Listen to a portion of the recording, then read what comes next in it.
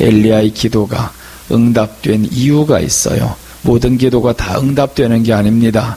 응답받으려면 어떤 기도가 응답받냐, 이것을 설명합니다. 이 당시 상황을 보면 아합 왕이 이세벨을 취했어요. 이 이세벨은 이방 왕의 공주입니다. 이 공주를 취해왔는데 이게 지금 우상을 가득 끄집어들였어요. 그러니까 하나님이 결국에 이스라엘 백성들이 다 우상 숭배에 빠지는 것을 보면서 이 땅을 심판하는데 기근을 내려버렸어요. 360일 동안 기근이 계속 오다 보니까 3년 6개월입니다. 3년 6개월 동안 비가 오지 않으니까 이 농사가 안 되는 거죠. 다 죽기 시작합니다. 그래서 농사가 안 되고, 그러니까 식량난이 오게 되는 거죠. 이제 더 나아가서 우상이 가득하다 보니까 영적으로 또한 메마르게 되어 있어요.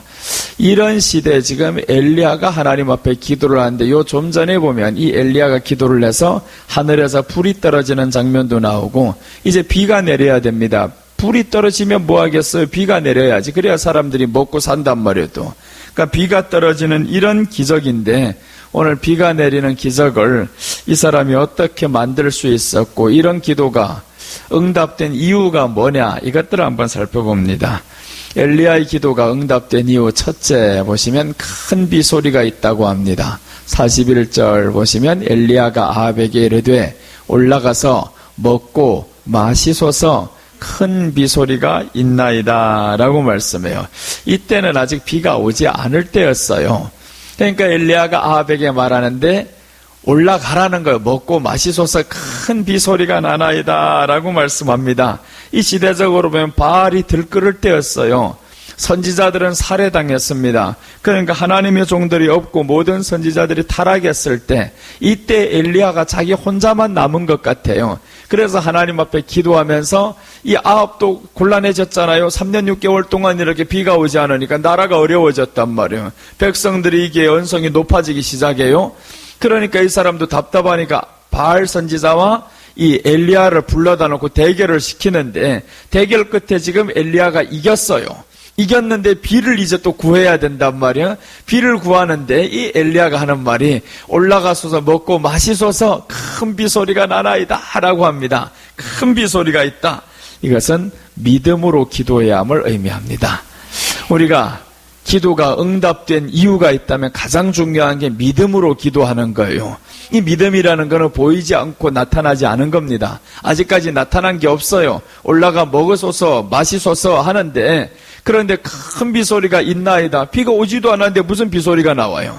그러니까 이 엘리야가 믿음의 기도를 드렸구나 라는 것을 알 수 있어요. 왜 믿음의 기도를 드릴 수 있었냐 하면, 먼저 앞전에 보면 이 불이 이제 떨어졌단 말이에요. 그래서 예배를 하나님 앞에 드렸을 때 성령님이 불이 더 임하고 나면 믿음의 기도를 하나님 앞에 우리가 드릴 수 있어요. 우리들의 믿음은 언제 일어날 수 있냐면, 예배를 하나님 앞에 온전히 드렸을 때 믿음이 생기는 거예요. 예배 없는 믿음은요, 우상에게 구하는 것과 똑같습니다. 그러니까 왜 믿음이 안 돼요? 믿음이 안 돼요 라고 사람들이 말씀을 해요. 그 믿음이 안 되는 이유가 뭐냐? 예배를 한 번이나 온전히 드려봤냐라는 거예요. 예배를 드릴 때 성령님이 위에서 내려오는 경험을 해봤냐라는 거예요. 성령님이 불같이 내려오는 경험을 하면, 그러면 믿음으로 드릴 수밖에 없어요. 믿음의 기도 우리가 할 수밖에 없다라는 거예요. 그래서 예배가 중요하다는 겁니다. 예배를 통해서 성령님이 불을 받고, 그러면 믿음의 기도를 하나님 앞에 할 수 있는데, 이 믿음의 기도가 오늘 불가능한 현실을 가능케 만들어버렸어요. 3년 6개월 동안 비가 오지 않는 이 현실을 엘리야가 믿는단 말이에요. 왜 믿을 수 있었냐? 앞에 단계가 있었기 때문에 그렇습니다. 앞 단계에서 하나님이 불을 내려주셨단 말이에요. 그 불이 언제 내려졌냐 봤더니, 물을 채워 넣었을 때, 그렇게 하고 준비하고 하나님 앞에 부르짖었을 때, 그때 하나님이 불을 내려주셨어요. 그 물이 채워져야 된다. 말씀으로 우리가 채워지면 하나님이 불을 내려주십니다. 그런 다음에 불 받고 믿음의 기도를 할 수 있는 거예요. 믿음의 기도라는 건 참 이게 어려워요. 나타나지 않은 것을 보는 것 같이 해야 된단 말이에요. 이미 나타난 것을 믿었어요. 이 사람은 비소리가 있나이다. 그런데 뒤에서 보면 너 나가봐라 하니까 아무것도 없는데요. 그 다음에 마지막에 하나 있다는 것이, 손만한 것이 하나 보이나이다 하잖아요.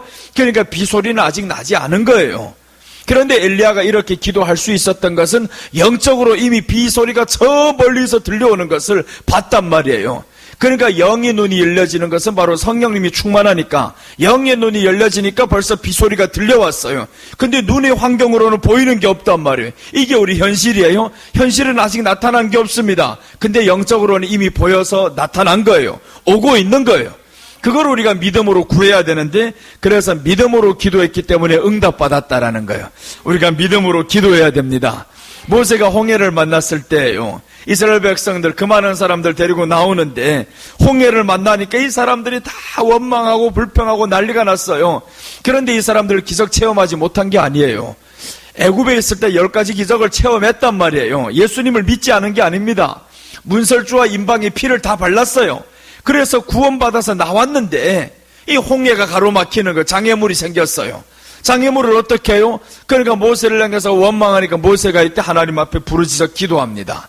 자, 보시면 출애굽기 14장 13절 보시면 모세가 백성에게 이르되 너희는 두려워하지 말고 가만히 서서 여호와께서 오늘 너희를 위하여 행하시는 구원을 보라.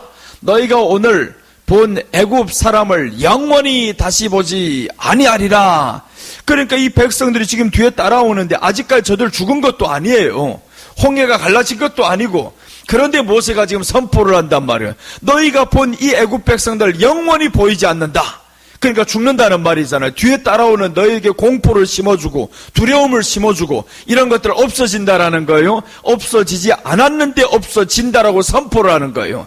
이게 바로 모세가 믿음으로 나아갔던 겁니다. 그래서 믿음의 기도는 하나님이 들어주신다라고 말씀을 했어요. 오늘 이렇게 믿음으로 기도했기 때문에 불가능한 현실입니다. 홍해가 이제 갈라져요. 불가능한 현실이 현실로 가능케 된다라는 것은 앞전에 보니까 모세는 믿음으로 하나님 앞에 살았어요. 그리고 나아가서 이 믿음의 결과가 이제 나타날 것을 이 사람은 믿을 수 있었던 겁니다.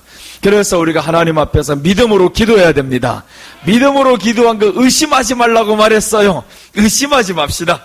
여호수아도 마찬가지예요. 적군과 싸우는데 이 여호수아가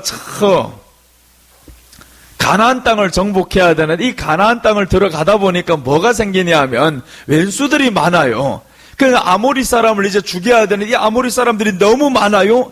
그러니까 싸우다 보니까 죽여집니다. 죽여지는데 근데 해가 이젠 다 지게 생겼어요. 아니 싸움에서 승전고를 울리고 다 죽여 이게 끝나는데 죽이지 못하면 이튿날에 또 이어져야 된단 말이에요.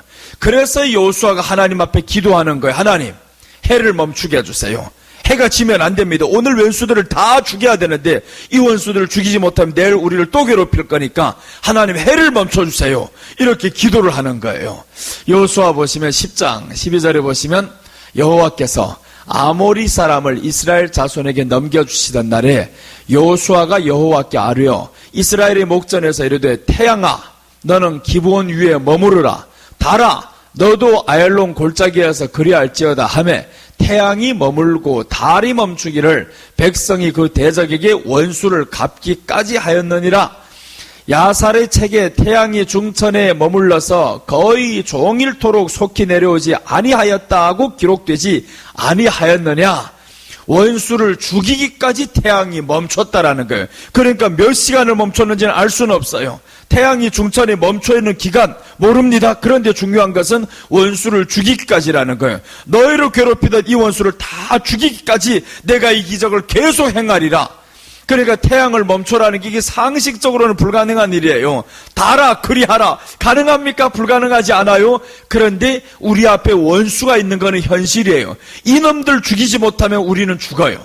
그러니까 절박함이 있었단 말이에요. 그 절박함 속에서 하나님 앞에 믿음으로 구하는 거예요. 하나님 태양이 멈추게 해주세요. 그렇게 하면서 태양아 멈추라 라고 선포를 했어요. 태양이 멈추니까 이 원수들을 다 죽였어요. 그래서 우리가 하나님 앞에서 믿음으로 기도를 해야 되는 거예요. 믿음으로 기도한 거는 의심하지 말아야 됩니다. 자꾸 기도해놓고는 의심한단 말이에요. 이게 될까 안 될까 될까 안 될까 시간이 지나면요 왜 이루어지지 않지 이렇게 의심을 해요. 우리는 의심하지 말아야 됩니다.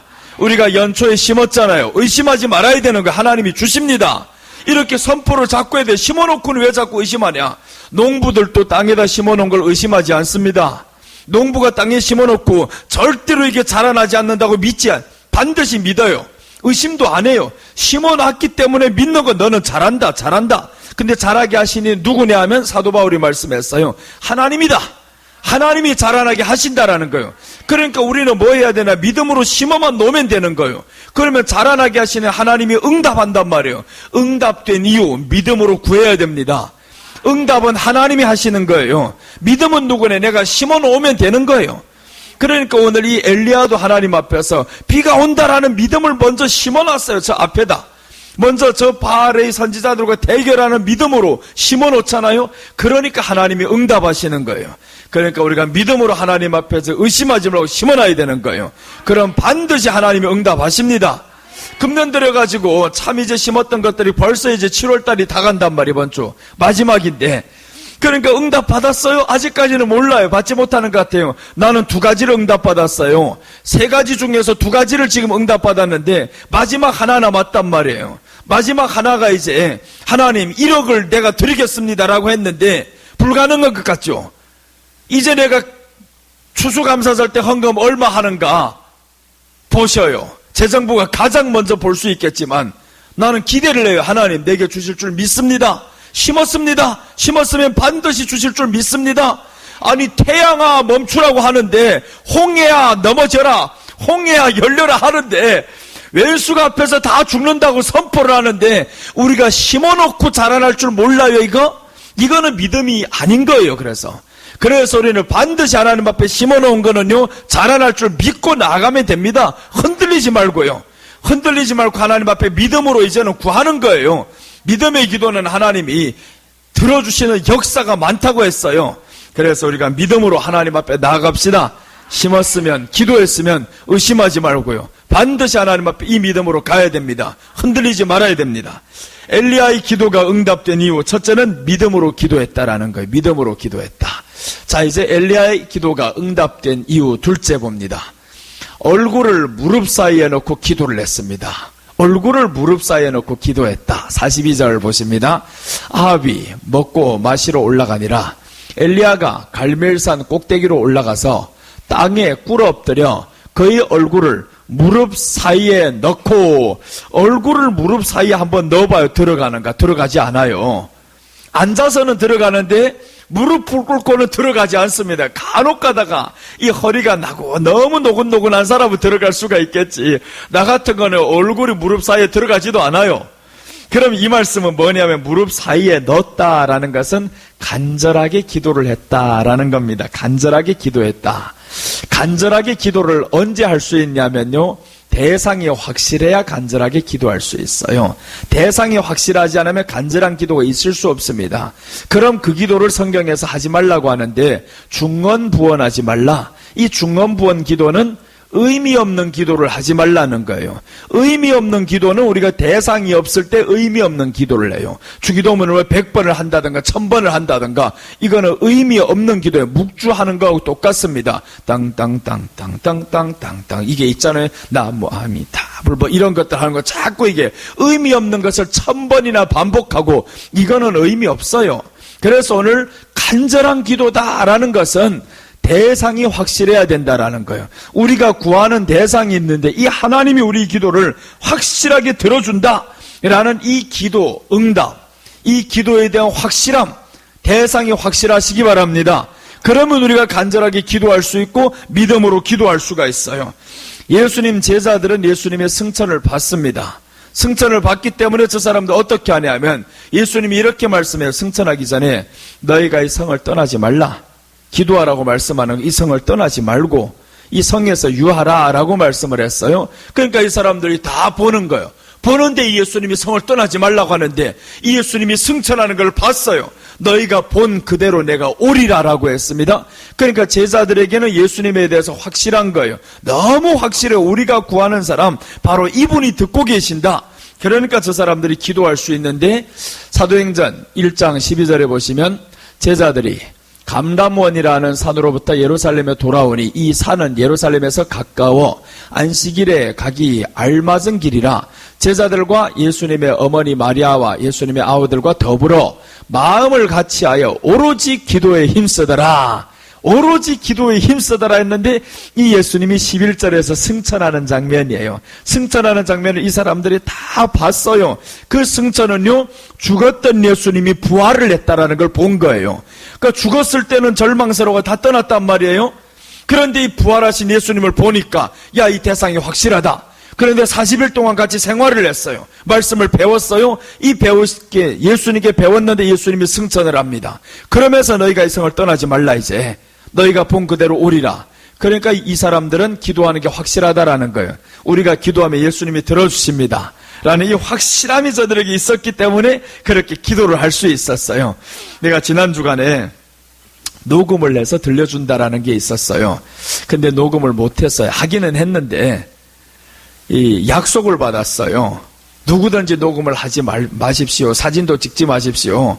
왜 그러냐면 그 목사님이 이제 북한에서 2년 7개월 동안 고생을 많이 했어요. 잡혀가지고. 미국 청년이 거기 잡혀가지고 미국에 이제 수송되어가지고 죽었잖아요. 그때 같이 잡혀 있었어요. 그러니까 2년 7개월을 잡혀 있는데 정말 폐쭉 말라가지고 거의 죽을 정도로 북한을 들어가면서 카나다 목사님인데 몇 천억을 거기에다 선교를 했습니다. 학교도 세워주고 병원도 세워주고 공장도 세워주고 뭐 이렇게 가난한 사람들 중국에서 설비를 사다가 또 해주고 자기네 교회가 꽤나 커요. 한 4,000명 정도 모이는데 전체 교인이 다 선교를 내요. 그러니까 북한은 1,500번 이 사람이 들어갔어요. 왜 그렇게 들어갔냐 하면 교회가 커지다 보니까 자신도 모르는 사이에 이게 마음이 식더라는 거예요. 성도들은 내가 믿음이 있는 줄 아는데 근데 자기가 자꾸 식어지는 이 자신을 하나님 앞에서 보면서 그때 이렇게 말씀했대. 하나님, 나 중동으로 선교 갈랍니다. 도저히 이렇게 있다가 내가 타락해서 될 것 같지 않습니다. 중동으로 간다고 했는데 가지 않은 거예요. 자꾸 간다 했는데 이 갈라다 보니까 쉽지 않단 말이에요. 언어도 새로 배워야 되고 그러니까 그걸 못했어요. 그런데 하나님이 몇 년 전에 북한으로 보내더라는 거예요. 선교를. 그래 눈길을 돌려서 북한으로 선교를 하는데 1,500번 하는 마지막에 이게 이제 걸렸어요. 왜 걸렸냐 하면 미국에서 설교할 때 북한 정권에 대해서 말했단 말이에요. 김정은 정권에 대해서 말하는 게 그거 이 사람들이 쫙 다 듣다가 하나를 끄집어내가지고 결국에 2년 7개월 동안 거기에서 갇혀가지고 이 사형을 선포를 해야 되는데 카나다 시민권이어가지고 사형을 바로 하지 못합니다. 그러니까 무기도형을 이 사람을 처한 거예요. 그래서 거기에서 감옥에서 일하면서 맞으면서 참 하나님의 은혜를 체험했는데 그 사람의 대환란 때에 대해서 말씀하는 거예요. 하나님이 대환란, 나는 그걸 보면서 대환란 때 이렇게 하나님이 지키는구나 라는 걸 알았어요. 북한에서 이제 감옥에 들어가 있으니까 50명이 매 시간마다 2명 바꿔가지고 자기를 감시를 하고 그렇게 하면서 감옥 안도 자그마한 게 관보다도 조금 더 큰 공간에서 자기가 만든대요.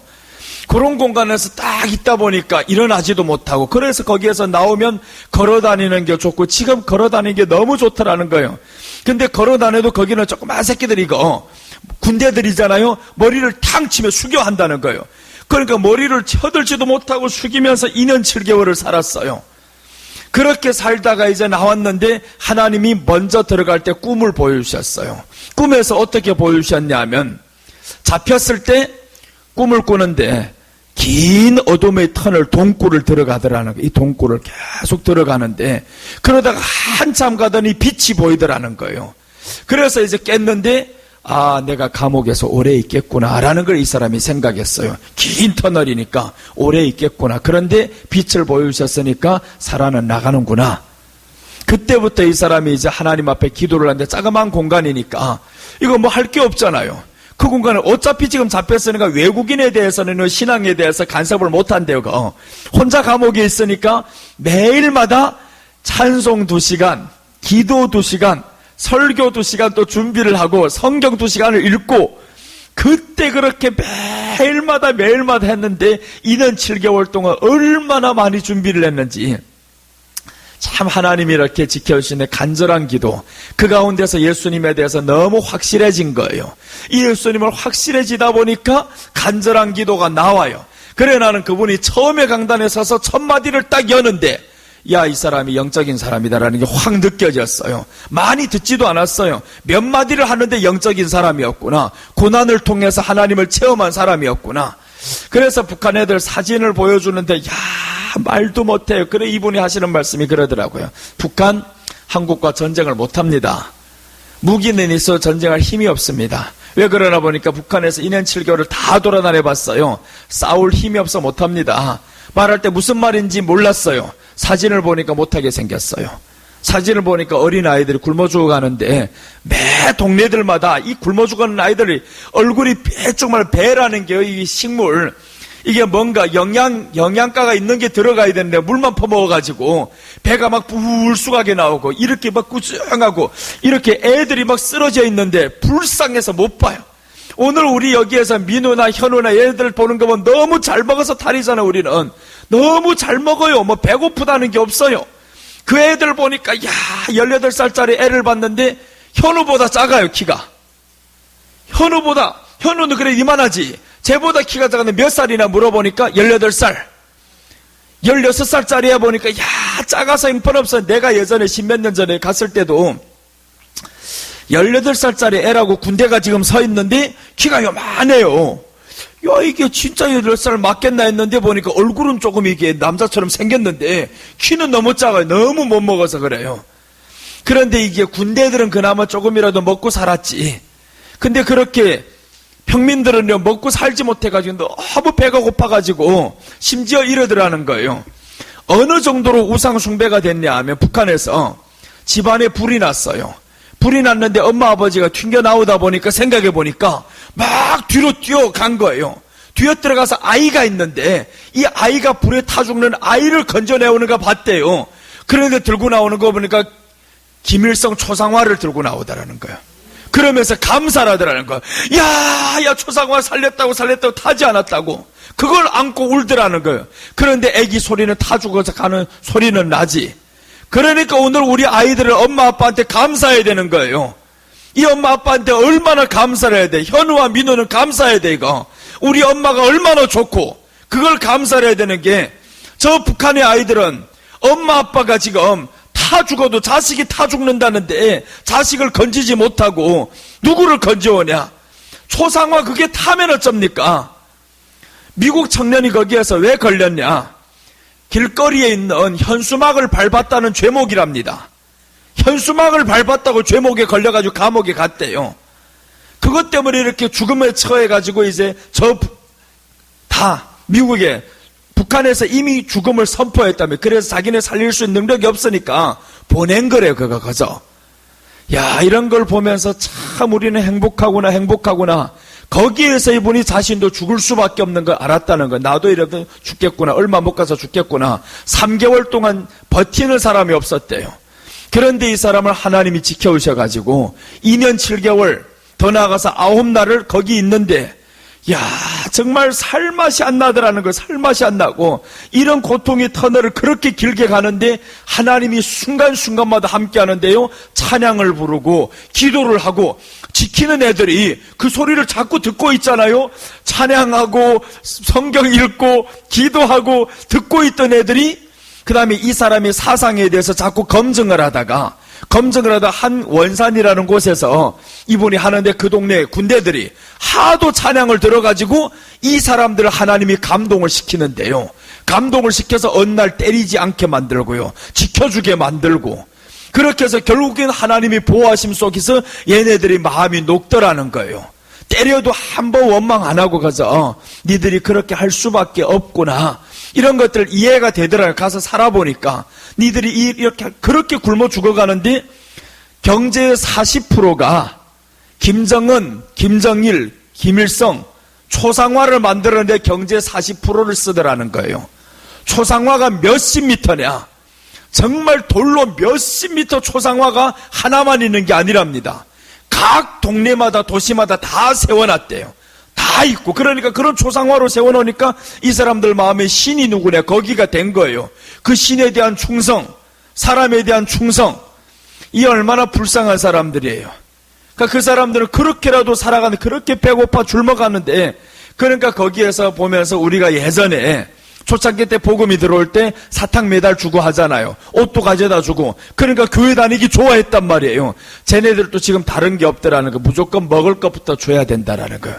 먹을 것부터 먼저 줘야만이 배가 불러야 들을 수 있고요. 밥 주는 사람이 가장 큰 하나님이에요. 밥 주니까 이 사람이 너무 고맙더라는 거예요. 그런데요, 거기서는 밥을 아무리 줘도 김일성 말 한 번만 하면요, 바로 돌려버린다는 거예요. 이러면서 우리가 신앙의 사상에 대해서 대단하구나. 우리도 예수님에 대한 이런 충성심이 있었으면 얼마나 좋겠어요. 저 쓸모없이 저 주가는 이런 설교가 저 북한에 들어가면 또 이건 내가 걸리는 죄목에 나는 안 갈 테니까. 가면 걸려. 나는 안 가, 이거. 한 번 들어간 걸 족합니다. 이제 안 들어갑니다. 가면 안 돼. 이렇게 하다가 이거 걸려들었어요. 그분도 별 소리를 안 했다라는 거예요. 그래서, 자기가 그런 설교를 한지도 몰랐다라는 거예요. 우리 교회에서도 한 것도 아니고, 미국에서 집회하던 동영상을 올렸는데, 이 북한 정권에서 그 자기가 설교한, 몇십 년 설교한 거, 다 검색을 해가지고, 다 조사를 한답니다. 한국교회 목사님들 뭔 설교라는 거 다 조사를 한다는 거예요. 그래서 이분이 나가서 북한에 가서 얼마나 고생을 하고 그 모습을 보면서 하나님이 이렇게 지키셨다라는, 하나님이 지키셨습니다. 그 간증을 하는데 내가 지난 주간에 계시록을 19장 할 때였어요. 19장 20장을 할 때인데 대환란, 그때 하나님이 어떻게 지켜주시는가 보게 된 거예요. 이 환란은 대환란과 비슷한 환란이었어요. 그런 공간에다 쳐놓고 우리로 하여금 예배도 드리지 못하게 하고 먹을 것도 주지 않고 죽을 것 같은 2년 7개월인데 하나님이 살려주셨어요.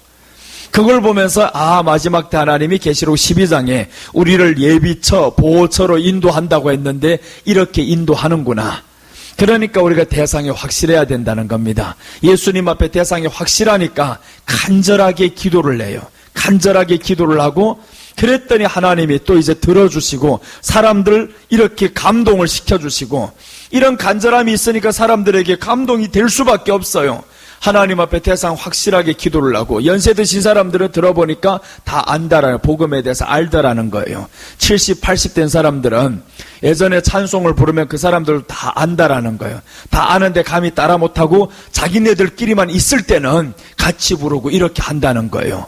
그래서 이분이 보셨는데 북한의 지하교회 성도들이 많답니다. 어마어마하게 많대요. 말을 못하는 사람들. 그래서 이제 통일만 되면 이 지하교회 사람들이 확 완전히 불타오른다는 거예요. 그런데 지하교회 사람들 굶어 죽으면 어떻게 해요? 그래서 자기가 보고 이 사람들 살려야 되겠다. 먹을 것이라도 줘서 살려야만이 복음이 퍼지든가 어쩌든가 하지, 다 죽어버린 다음에 무슨 복음을 전하겠냐. 그래서 자기네 교회 모든 성도가 4,000명인데 다 선교를 한답니다. 모든 성도가 다 선교를 하고 94세짜리 이 할아버지가 북한을 선교 다닌대요. 지금도. 그러니까 젊은 사람들 힘들다 소리 못한다라는 거예요. 80된 사람들 힘들다 소리 못한다라는 거예요. 94 되신 분이, 이분이 북한에 가 선교를 하는데 그렇게 자기 돈을 털어가지고 선교를 하고, 그러니까 복음 때문에 하는 거예요. 복음 때문에.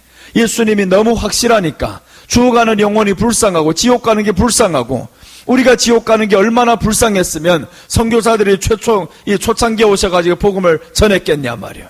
그러니까 이 사람들이 예수님에 대한 대상이 너무 확실한 거예요. 그러니까 하나님 앞에 간절히 기도를 할 수 있고, 디모데전서 3장 14절에 보시면 그러나 너는 배우고 확신한 일에 거하라.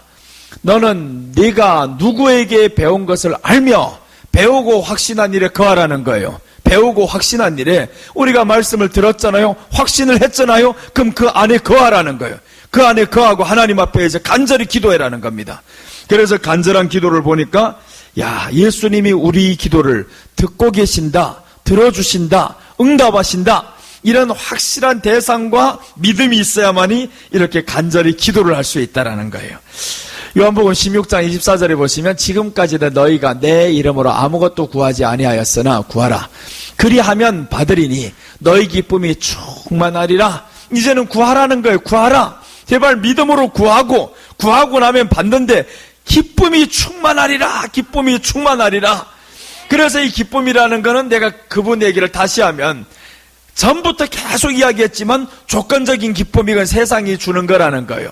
조건적인 기쁨은 의미 없다라는 겁니다. 만약에 내가 이 조건이 이루어지지 않으면 그럼 기쁨이 없어져야 되잖아요. 그러니까 세상의 기쁨은 다 필요 없다.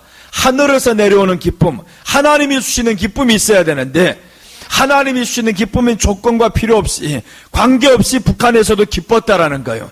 감옥에서도 얼마나 기뻤으면 찬송을 2시간을 하고요, 말씀을 2시간을 읽고 기도를 2시간을 하고, 이렇게 매일 하면서 묵상하고. 그래서 거기는 성경책이 있습니까? 뭐가 있습니까? 그런데 외국인들 한해서는 이렇게 해서 성경책을 볼 수 있게 한대요. 그래서 어느 날 성경책이 들어왔다라는 거예요.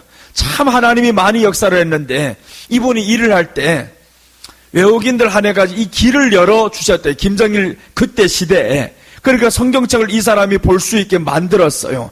그리고 이제 이 사람이 하는 일에서 선교를 하는데 교회 이름도 붙여가지고 물품을 나눠주게 만든 거예요. 그래서 거기에다 쌀을 수십만 톤을 막 담아가지고 자기네 교회 이름을 걸어가지고 이제 북한 사람들에게 나눠준 거예요. 그러니까 이 사람들이 쌀을 받았잖아요. 그걸 이 포대를 버리지 않고 그 포대에다 다른 것도 넣고 다니는데 계속 뭐만 보냐면 포대, 그 교회 이름이 계속 보는 거예요. 무슨 교회. 그러니까 그 교회 이름만 자꾸 보는데 성구를 거기에다 또 적어 놓은 거예요. 이렇게 간접적인 전도를 했어요. 그러니까 나눠주면서 쌀이 제일 필요하니까 쌀 포대에다가 교회 이름을 딱 적고 그 다음에 거기에다 성구를 쓰고, 그게 이제 김정일 시대에 그렇게 만들어놨다는 거예요. 외국인들이 물품을 도와줄 때는 어떻게 해도 된다. 그걸 해주셔가지고 물품을 나눠주는데 내가 그래서 처음에 의아했어요. 그 많은 물품들이 교회 이름으로 딱 있는 거예요. 북한에 저래도 되나? 교회 이름을 떼고 보내야 될 건데 왜 교회 이름을 저렇게 붙여가지고 보냈지 했는데, 김정일 시대에 그렇게 한 번 반짝 만들어놨다는 거예요. 그러고 이제 지금은 다 폐해졌다는 겁니다. 그때 이제 수많은 선교를 이분이 하시면서 1500번 갔다 왔으니까 얼마나 많이 했겠냐고. 그러니까 북한에 살았던 세월이 더 많은 거예요. 한 번 가서 2주간만 있어도 1500번이면 얼마입니까 이게. 그러니까 오래 선교를 하면서 북한 사람이 다 되었어요. 이 사람은 완전히 북한 사람이 되어 그 큰 교회, 카나다에서 4,000명이면 얼마나 대단한 교회예요. 그런 교회에서 하나의 틀도 없어요. 하나가 대형교회 목사라는 틀도 없고 그 고난을 겪어봤기 때문에 더 예수님을 만난 거예요. 그 큰 교회에서 내가 이렇게 하다가 죽겠다, 지옥 가겠다, 영적인 피폐함을 느꼈단 말이에요. 살아있는 목사들이 마지막에 있다라는 걸 또한 보여주셨어요. 그래서 북한에 가서 이렇게 고난을 당하면서 하나님에 대한 이 존재감이 더 확실해졌단 말이에요. 순간순간마다 하나님이 지켜주심이 없으면 살 수 없는 곳이었는데 그곳에서 하나님이 지켜오셔서 또한 살게 되었어요. 그래서 이분 마음에 기쁨이 충만하더라는 거예요. 하나님이 주시는 기쁨 구하라, 그러면 기쁨이 충만하리라. 그래서 우리가 이 땅에서 내가 원하는 것 때로는 되지 않을 때는 있어요. 그래도 이루어졌다고 해서 기뻐하고 슬퍼하고 그거보다는 초월해서 하나님이 주시는 기쁨을 가져야 됩니다. 그리고 그렇게 하다 보면 이 땅의 것도 하나님이 이루어 주십니다. 더 좋은 것으로 하나님이 네가 원하는 때가 아니고 하나님이 원하는 때에 주시기를 원해서 그런 거지 이루어지지 않는 게 아닙니다. 하나님의 때에 하나님이 우리에게 허락하십니다. 그러니까 우리가 간절히 기도를 해야 됩니다. 기도도 없이 왔다 갔다 하면 이건 의미가 없어요. 그래서 우리가 간절히 기도한다라는 거, 대상이 있으면 간절히 기도하게 되어 있습니다. 대상이 앞에 있는데 달라고 하지 간절히 하잖아요. 대상이 없으면 간절히 할 수가 없어요. 들어도 듣는지. 그러니까 이게 불교나 다른 종교에서 대상이 없으니까 간절이라는 게 없어요. 그래서 간절히 할 필요도 없고. 그러니까 우리는 대상이 있습니다. 예수님이 살아계셔서 우리 기도를 들어주시는 대상이 있어요. 그래서 우리가 예수님 앞에 온전히 기도를 해야 됩니다. 자, 기도가 응답되는 이유 셋째 봅니다. 엘리야의 기도가 응답된 이유, 첫째는 큰 비소리가 있다고 했습니다. 믿음으로 기도해야 됩니다. 얼굴을 무릎 사이에 넣고 기도했습니다. 간절히 기도해야 됩니다. 엘리야의 기도가 응답된 이유 셋째, 7번까지 다시 가라 합니다. 7번까지 다시 가라. 43절 같이 읽겠습니다. 그의 사환에게 이르되 올라가 바다 쪽을 바라보라. 그가 올라가 바라보고 말하되 아무것도 없나이다. 이르되 7번까지 다시 가라. 자, 여기서 보면 7번까지 다시 가라. 인간의 최대 한계가 3번입니다. 3번을 동일하게 사람들이 말했던 거 이행하지 않으면 화가 나버려요. 지키지 않으면 화가 나요. 그러니까 한계가 3번이고 이스라엘 사람들은 7번에 우리보다 그래도 좀 나은가 봐요. 7번까지니까 했단 말이에요. 인간의 한계를 뛰어넘어서 7번이라 했는데 오늘 여기서 7번까지 다시 가라 하는 거예요. 그럼 7번까지 가는 순간에 비가 안 온단 말이에요. 가보니까 아무것도 없고 또 가라 하니까 가야 됩니다. 갔어요. 그럼 이 말씀은 인내하며 기도하라는 거예요. 한 번, 두 번 해봐가지고 이루어지지 않으면 포기하지 말고, 이분이 우리를 들어주고 계신데, 이분이 확실히 존재하는데 이분께 인내하면서 기도하라는 거예요. 안 주면 또 하고요. 안 준 게 아니에요. 받을 때까지 기도를 해야 됩니다. 그래서 나의 인내가 아닌 예수님의 인내로 기도해야 됩니다. 끝까지 인내하면서 기도하고 주실 것을 알기에 또한 인내하면서 할 수 있어요. 만약에 우리가 주실 것을 모른다면 인내할 필요가 없습니다. 왜 인내를 못하냐 하면 주실 것을 모르면 인내를 못합니다. 한 번, 두 번 하다가 이 사람 안 주겠구나 이렇게 생각해 보니까 인내가 필요 없단 말이에요. 그런데 주실 것을 안다 요구하면요 떠나지 않습니다. 끝까지 그 자리에 있어요. 어차피 줄 건데 뭐 한 번 하면 어때? 7번 하면 어때? 10번 하면 하지. 그래서 주실 것을 알면 우리가 인내한다라는 거예요. 그래서 첫 번째가 중요한 게 믿음으로 기도해라는 거예요. 믿음으로 기도해라는 건 주실 것을 알아야 됩니다. 그 다음에 대상이 확실해야 됩니다. 그래서 이제 두 번째 나오는 말씀이 얼굴을 무릎 사이에 간절히 넣고 했다. 간절히 기도해야 된다. 대상이 확실하고 인내하며 기도해야 된다. 대상이 확실하니까 줄 것이 믿어진단 말이에요. 줄 아니까 거기에서 인내를 하지. 줄 줄도 모르는데 아니 대상도 없는데 뭔 인내를 합니까? 하는 게 바보지. 그러니까 우리는 하나님 앞에 기도하는 것은 줄 아니까 인내해야 된다라는 거예요. 우리가 구한 것은 하나님이 반드시 주십니다. 그래서 나는 하나님 앞에 지금 구하는 거예요. 금년 이루어지면 너무 좋아요. 11월 달 뭐 이제 우리 추수감사절 때까지 다 이루어지면 너무 좋잖아요. 교회도 좋고 나도 좋고 다 좋아요. 성도들도 좋고. 그래서 이루어질 줄 믿습니다 하고 가요. 지금까지도 의심을 안 해요. 의심 한 번도 안 합니다. 하나님이 반드시 1억을 주실 줄 믿습니다. 그렇게 해서 뭐 아멘 하면 여러분들 다 이제 그 말은 복이 가요. 아멘 해가지고 정말 하나님이 줄 믿습니다. 돈 달라는 게 나빠요, 좋아요? 어이구 뭐 나쁜 기도 아니에요. 아니 생활에 필요한 거 달라는데 그것도 심었는데 그걸 구하는 건 나쁜 기도 아닙니다. 욕심의 기도 아니에요. 하나님의 교회를 위해서 쓰겠다고 달라는데. 그러니까 우리가 하나님 앞에서 당당하게 할 수 있는 이유 뭐냐? 이분이 살아계시고 내 앞에 계신다라는 거예요. 내 기도를 듣고 계신다. 그러니까 믿음으로 기도하고 인내하며 할 수 있고 간절히 할 수 있는 거예요. 계속 그렇게 기도하고.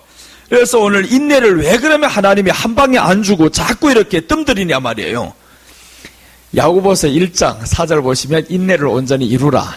이는 너희로 온전하고 구비하여 조금도 부족함이 없게 하려 함이라. 인내를 해야 되는 이유가 뭐냐? 부족함이 없게 하려고.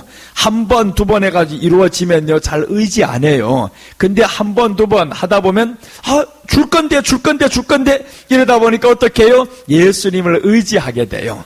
의지하는 삶을 살게 되고요. 또 그 다음에 한 방에 얻어지면요, 교만합니다.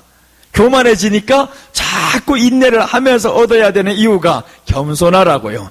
예수님께 의지하고 예수님께 겸손하고 주님께 초점이 맞춰져야 되고, 그러니까 인내하면서 기도를 하다 보니까 누구에게 자꾸 시선이 가요? 예수님께 초점이 간단 말이에요. 초점을 예수님께 맞춰야 되는데 한 번, 두 번 해보고 안 받아지면 나 몰라, 이제 안 가질래, 이래버리면 초점이 다 흐려진단 말이에요.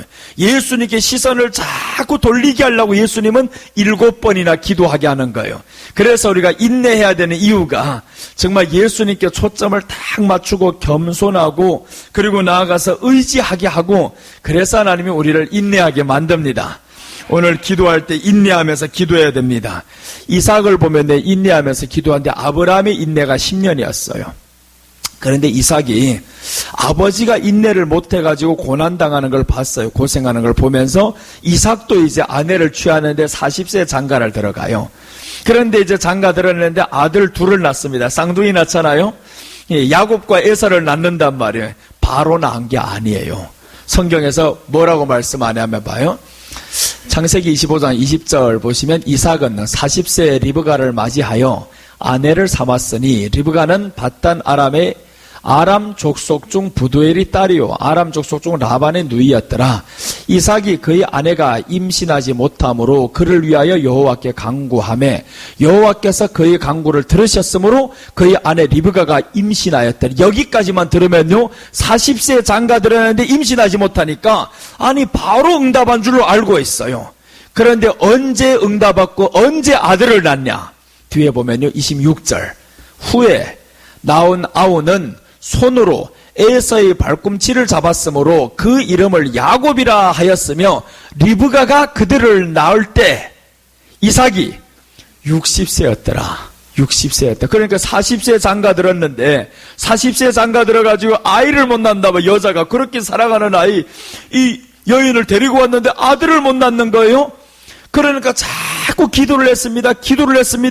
20년을 기도할 때는요 확실해야 됩니다. 대상이 확실해야 이걸 기도할 수 있죠. 야, 들어주지도 않는 대상 앞에 20년을 기도합니까? 그러니까 이분은 반드시 들어준다. 그래서 이삭은요 죽을 때까지 실수 안 하는 사람입니다. 끝까지 한 아내만을 가지고 갈 수 있는 사람이에요. 20년 동안을 예수님만 의지하며 갈 수 있는 게 훈련이 된 겁니다. 겸손하고요. 그러고 나가서 초점이 예수님께만 받쳐져 있어. 왜 그러냐? 자꾸 달라고 하니까 하나님께만 초점이 맞춰져 있는 거예요. 그렇게 해서 이 사람이 가는데 결국에 60세였더라라고 하잖아요. 아들을 낳을 때 60세, 20년 만에 응답이 되는데 그럼 20년 만에 얼마나 지루했겠어요? 지루한 게 아니었다라는 거예요. 이 사람은 아들 얻기 위해서 예수님과 초점이 맞춰져 있었어요. 그리고 그분이 살아계시니까 교제가 되었단 말이에요. 겸손한 삶이 유지가 되었죠. 그래서 이삭을 보면요 아들을 낳고 나서 어떤 일이 있냐면 아비멜렉 그 땅에서 사는데 아비멜렉이 와서 우물을 파놓으면 빼앗아요. 우물을 파놓으면 빼앗고, 그러니 이삭이 거기에서 빼앗아 그래 줄게. 또 그 다음에 다음번에 가면 또 나와요. 자 보세요. 여기서 겸손하고 또 이제 양보하고 이렇게 살면서 하다 보니까 하나님이 다른 데 파면요 그 광야에서 물이 안 나옵니다. 그런데 파면 물이 나와요. 이삭이 파면 물이 나와요. 우리가 하나님 앞에 인내하며 끝까지 예수님 의지하며 가다 보면요 하나가 안 되는 것 같죠? 다른 형통한 길을 주십니다. 때로는 우리가 잃은 것 같아요. 사람들에게 빼앗긴 것 같아요.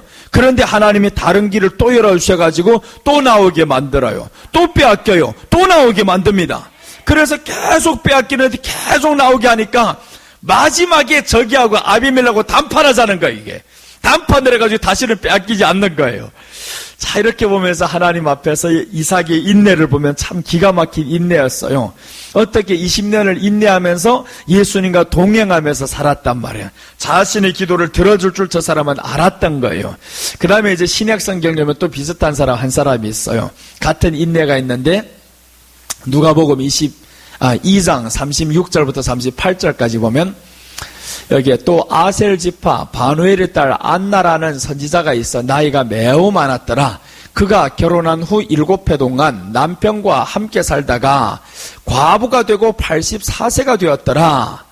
이 사람이 성전을 떠나지 아니하고 주야로 금식하며 기도함으로 섬기더니 마침 이때 나와서 하나님께 감사하고 예루살렘의 속량을 바라는 모든 사람에게 그에 대하여 말하니라.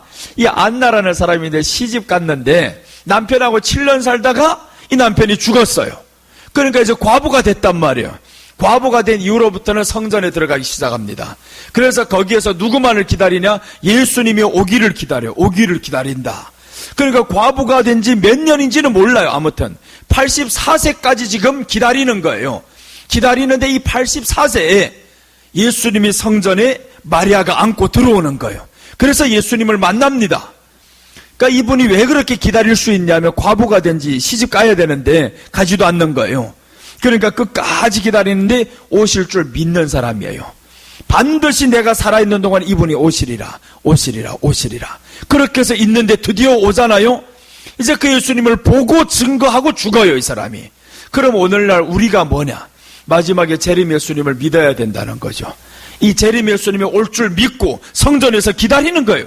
성전에서 기다리고 그런데 과부로 기다려야 된다? 그게 바로 세상에 남편이 없어야 된다는 거죠. 육신의 남편 아닙니다. 세상 의지하는 남편들이 없어야 돼요.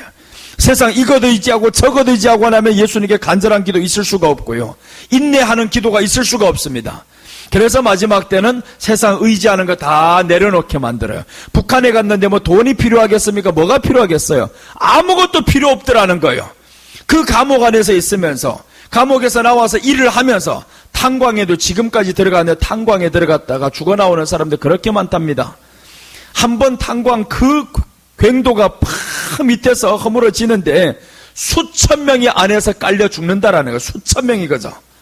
그것보다 더 많이 죽어나가는 게 지금 굶어 죽어나가는 사람이 매일마다 몇천 명씩 나간답니다. 매일마다 죽어나가는 그 굶어 죽는 아이들, 어른들이 굶어 죽는 건 둘째고 아이들이 굶어 죽는데, 야, 아이들이 그 계단에 누워있는 거, 복도에 누워있는 거, 애들이 서 있는데 진짜 이게 해골인지 막 너무 불쌍해서 알 수가 없을 정도예요. 이렇게 애들이 지금 걸을 수 없는 게 왜 없냐? 먹지 못해서 걷지 못합니다. 다 누워있어요. 다 누워요. 왜 저렇게 많은 애들이 누워있지 했더니 세상에 애들이 먹지 못해서, 그래서 거기에서 고아원을 이분이 차렸는데 3,000명을 아이들이 이렇게 고아원을 받았는데 계속 고아원만 늘어난다라는, 이렇게 많은 아이들 먹지 못해가지고 자꾸 보내오고 그렇게 많은 아이들 가운데서 이분이 거기에서 실감한 게, 감옥에서 있으면서 참, 하나님, 내가 돈이 있어도 쓰지 못하는 시대가 오는구나. 돈이 없어요. 뭐가 없습니까? 다 있지. 쓰지 못하는 걸 그 안에 들어가 보니까 아무것도 쓰지 못한 채 오직 의지할 수 있는 분은 예수님밖에 없다라는 거예요. 인내하며 이분께밖에 기도할 것밖에 없구나. 그래서 우리가 마지막 때 대환란에 들어갑니다. 의지하는 훈련이 되지 않은 사람은 의지 못합니다. 그러니까 하나님이 이런 거 훈련시키잖아요. 이번에 코로나가 왜 이렇게 길게 가느냐? 정말 우리 성도들이 빨리 돌아오기만 하면 코로나가 끝납니다. 그런데 성도들이 보니까, 아니 교회의 실태를 보니까 그렇잖아요. 절반이 없어졌잖아요. 봐라, 얼마나 가짜들이 많냐? 아직도 더 많다는 거야. 아직도 있다, 가짜들이. 조금 더 봐라, 점점 가짜들 나온다. 그렇게 해가지고 이제 마지막 때 하나님이 보자, 코로나가 언제까지 가느냐? 성도들이 돌아오면요, 정말 이게 빨리 없어집니다. 그런데 성도들이 예배도 안 드리고 가만히 집에만 숨어 있어봐라. 언제까지 숨어 있는가 보자 이제. 그러다가 마지막 때 공기를 통해 가지고 전염되면 어떡할게요? 에어컨을, 집에서 더우니까 에어컨을 틀지, 에어컨을 통해 가지고 공기를 통해 또 온단 말이에요. 그러면 다 걸려 죽죠. 결국은 마지막에 이렇게 오면 어떡할 건데. 지금 비말 감염이라는 게 벌써 WHO에서는 말이 나왔어요. 비말 감염이다. 공기를 통해 가지고 전염된다. 이게 벌써 지금 나온 상태입니다. 그럼 이것보다 더 큰 전염병이 이제 온단 말이에요. 대환란 때는 더 큰 전염병이 옵니다. 누구의 보호를 받아야 되냐? 하나님이 철저히 보호를 해주셔야 되는데 정말 예배 가운데 하나님이 보호하시는 거예요.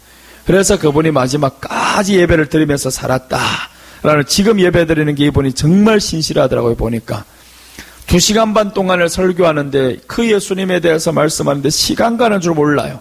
야, 얼마나 참 하나님이 마지막 때 주의 백성들을 지키시고 또 나가서 하나님 앞에 살기를 원하시고, 그분은 사랑받은 사람이죠. 물론 육신적으로, 인간적으로 보면 불쌍하게 모든 걸 내려놓은 사람이에요. 그 화려한 세계를 다 내려놓고, 그리고 이제 선교를 한다는 게, 그렇게 하다 보니까 후임 목사님이 와도요, 목사님을 배신 안 합니다.